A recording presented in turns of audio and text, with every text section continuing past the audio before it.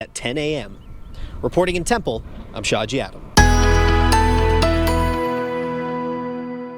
And we're continuing to track showers and thunderstorms across central Texas. Now, none of these severe, at least in Waco, Temple, Killeen. We still have one warning still in effect for the far fringes of Grimes and Brazos County, but most of us is not dealing with those severe thunderstorms at this time. There's that warning going until 6:45 officially for Brazos and Grimes County. Penny-sized hail, 60-mile-per-hour wind possible with that, but you can see the rain still well behind it. The core of that storm is moving in the Houston metro, so the severe threat very much near zero across central Texas at this time. We have moderate to heavy rain falling now in parts of Leon County, stretching back into Robertson and Milam County, as well as Bryan College Station. You're getting heavier rain now. Back into Williamson County, too, coming down to Milam County. We have some moderate rain falling in parts of McLennan County, the light rain falling down in Waco. And on our area roads, we've run into a few hazards. Our 25 Storm Wrangler being driven by Doug Galler, our photojournalist this morning. We have a view now coming from what's near the Ridgecrest Country Club.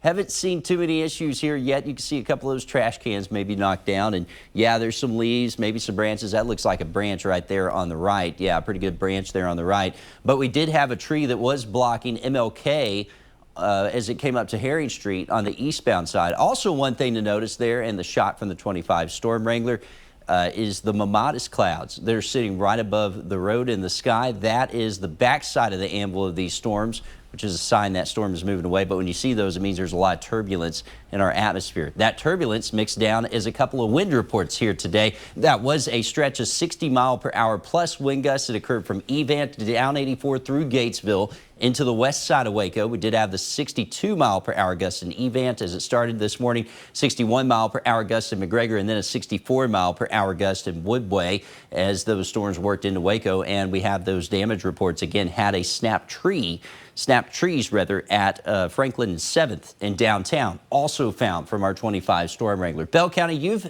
fared better here this morning.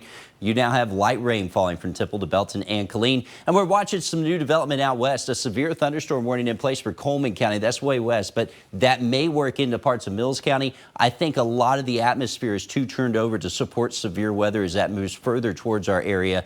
All the rain, though, that's going places, and we have numerous flood warnings, including aerial flood warnings for parts of McLennan, Hill, Bosque County, as that continues to recede. More showers and thunderstorms developing towards Abilene, too. So we may not be done with the storms yet. However, I think we're done with the severe threat of the storms. Now, on the backside of those storms, we have what's called a wake low developing. Winds rushing in to fill in a void in the atmosphere. That is leading to gusty winds. We do have winds sustained at 25, gusting to 38 now in Waco. So you may have to fight those on your morning commute. Again, please be careful. Both hands on the wheel. Mid-60s as we start your day. That's where we start. We'll still end up in the 80s, but it'll be a slow climb to get there. Rain chances remain high this morning. I do think they'll dwindle as we get into the afternoon. Models show this activity feeding on out of here. We should see a little bit of sunshine developing this afternoon. And then tomorrow we'll try to recharge the atmosphere enough to get some showers, some thunderstorms going in the afternoon. But notice it's only about 20 to 30% chance. So I think drier times are ahead here in the 10-day forecast, which is good news.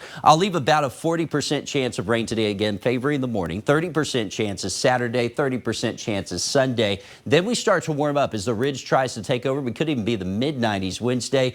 Rain chances looking a lot more sparing here as we get into next week. Brazos Valley, more of the same, 87 today, a higher chance of rain as you filter on what's left of that rain on out of here. Mid-90s look possible next week.